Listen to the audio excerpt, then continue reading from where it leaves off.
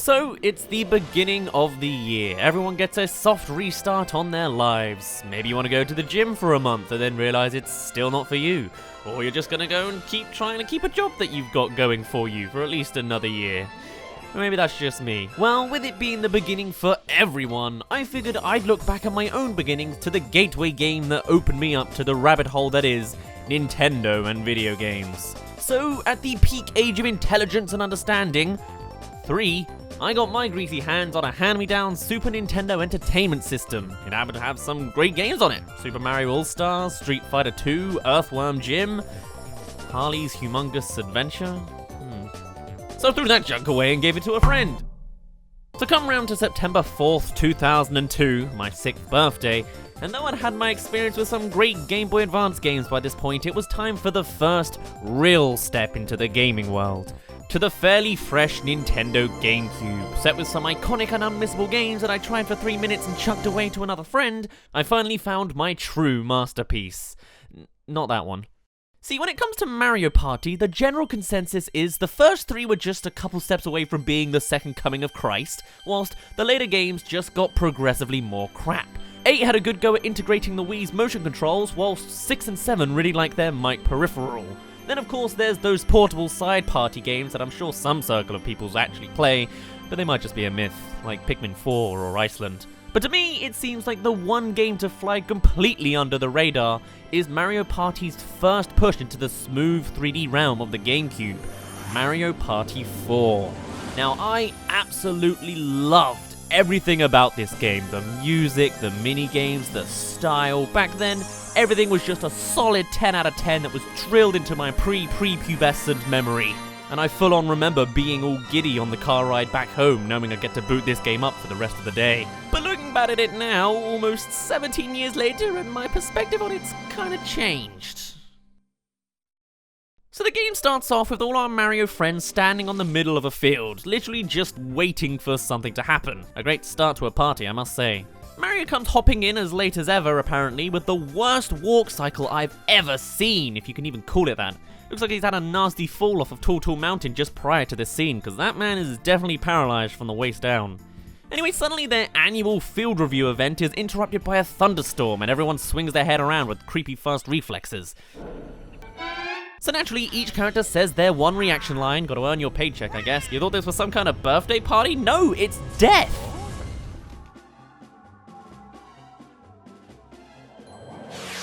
And the cube suddenly explodes into a happy party time, with all sorts of Mario enemies in minimal costumes just dancing in the cube all happy-like. I mean, Koopa's really going hard on that tap dance routine he's freestyling. My Christ, he could burn a hole through the whole cube. Anyway, they're like, hey, it's a party! And Mario's all confused looking at this letter that supposedly just said, hey, come out into the middle of the field and loiter around for a bit. Nothing bad will happen, I swear. Which you'd think he'd have racked on was a bit more confusing and suspicious, but whatever. Everyone in the kingdom seems to have fallen for it, so I don't know. The cube lights up and teleports everyone away. Literally the start of some horrible alien invasion plot. Except they're not probing you to test what kind of species you are. Instead, they're putting you in a variety of different life or death situations to see how you fare and how you interact with the cards you're given. Regardless, after all of that, we finally reach the title screen. And I never realized just how lifeless everything in this screen is, because nothing is actually animated. Sure, the characters are going round and round, but they're all just frozen in place. Like, these are basically just 3D model concept art or something. Yeesh. Once you start up the game, you see there's some kind of card motif. Yeah, they just came with the envelope everyone got. Totally not ominous at all. You got party mode, story mode, minigame mode, options room, present room, and the extra room. Now, most of these are pretty self-explanatory, but extra room? What kind of secrets lie in there? Well, apparently there's 2 extra party hosts in here, giving you 2 more options to play with. Thwomp's Backroom Ball, or Whomp's Basement Brouhaha. But in all seriousness, this was single-player haven. Whomp's Basement Brouhaha has a bunch of unique one-player minigames like Doors of Doom, where you literally just have to pick one of 2 doors for a 50% chance of progressing and see what high score you can get. If you lost, you'd be met with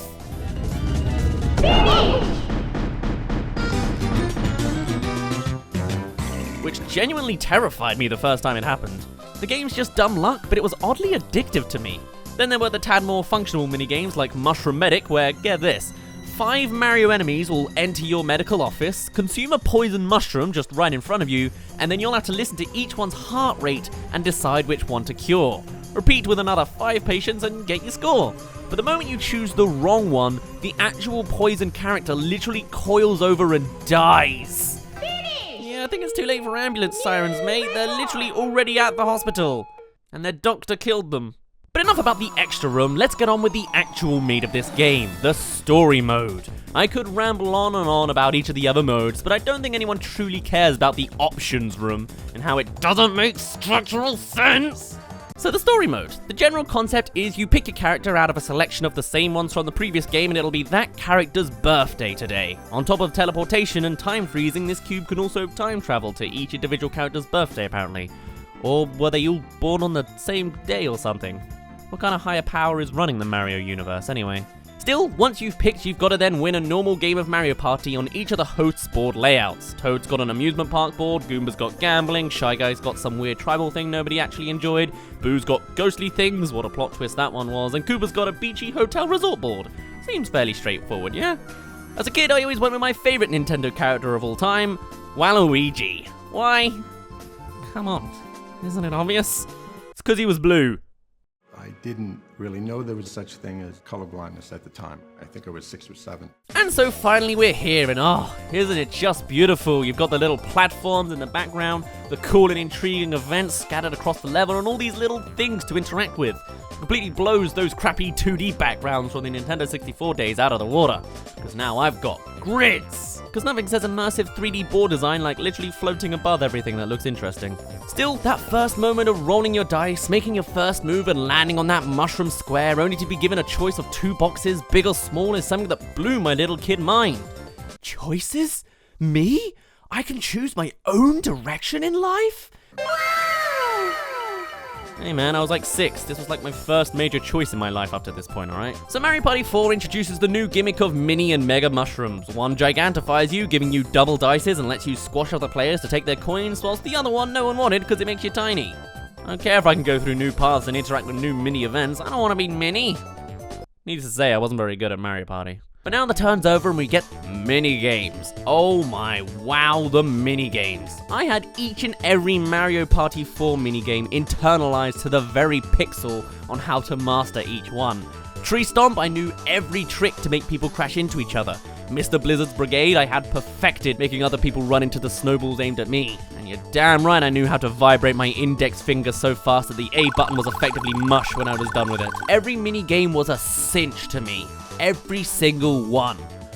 All except for that one race car one where you just have to press the A button 5 times to change gears, but ow! Needless to say, I absolutely adored those minigames, and for the longest time, I always held them as the greatest minigames to ever grace the Mario Party franchise. I mean, Dungeon Duos, The Great Deflate, Book Squirm, Avalanche. I'm fairly certain most of this obsession comes from Mario Party 4 just being my first Mario Party game, but I could never get over them. The only thing that ever bothered me about them were the victory and losing animations, as they clearly just stopped animating when they were done.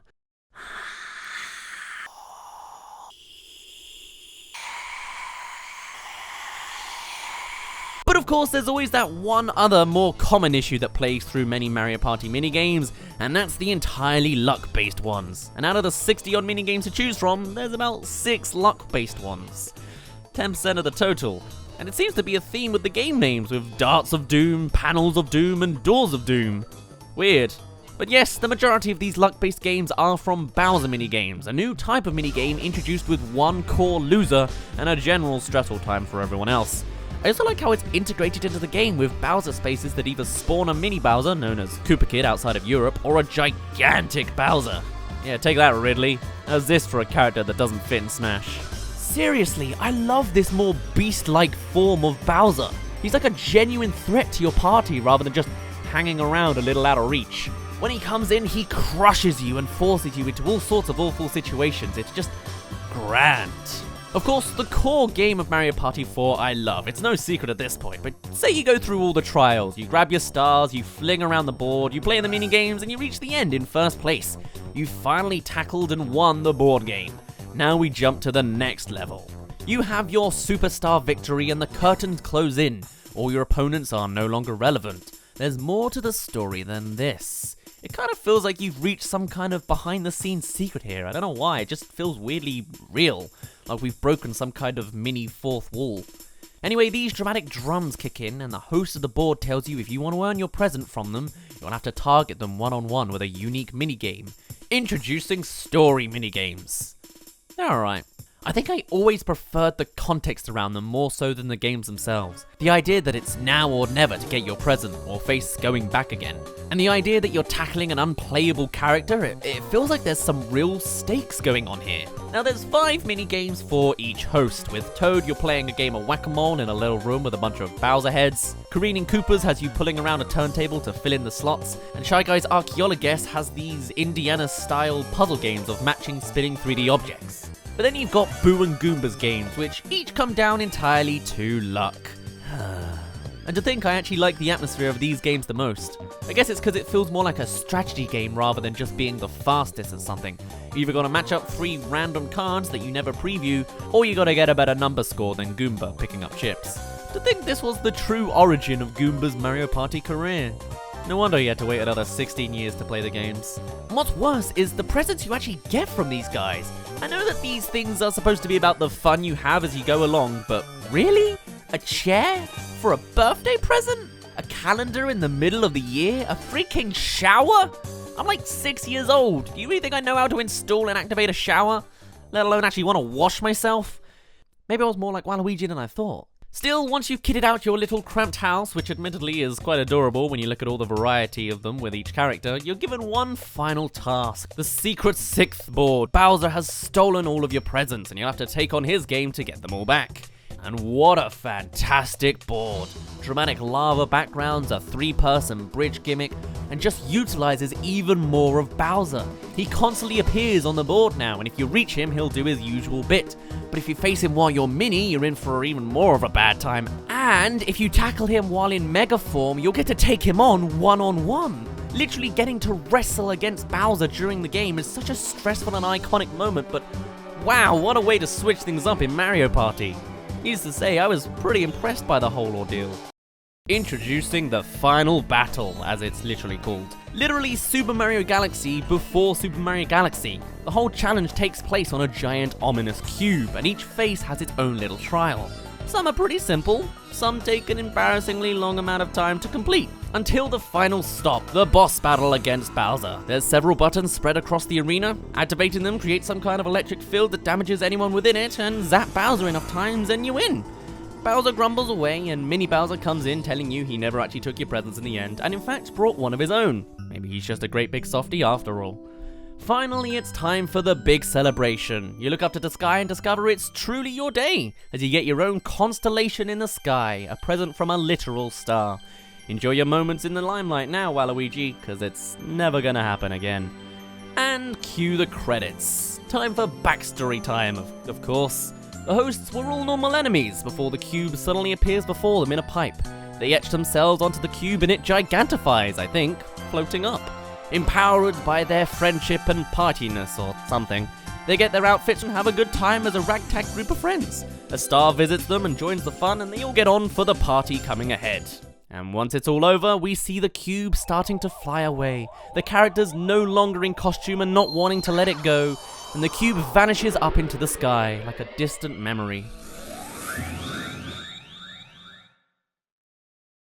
It's such a weird feeling to experience. Am I supposed to be sad? Was this a great victory? Was it always about the party and never the outcome? What even was the plotline? Was it still an alien probing to find their humanity? Did we actually move the stars in the sky? I don't know, and I don't think we'll ever know the true answers for Mario Party 4. It was just a fun time, wrapped up in a neat little package. It may have long gone past its time now, but we'll always remember the fun we had at the time. You see, even when I look back at this game now, I can't help but not adore it. I see some things that could be changed, but generally, it's still such a nostalgic thing for me. And I'm sure other Mario Party games did many things much better, but Mario Party 4 will always be at the center of my heart. Something about the atmosphere, the style, the games, and how it all plays out is something I'll never forget. Whether I'm 6 years old or 22, to me, Mario Party 4 will always be my favorite Mario Party game. chunky animations, lackluster Daisy voice lines, and all the rest of it.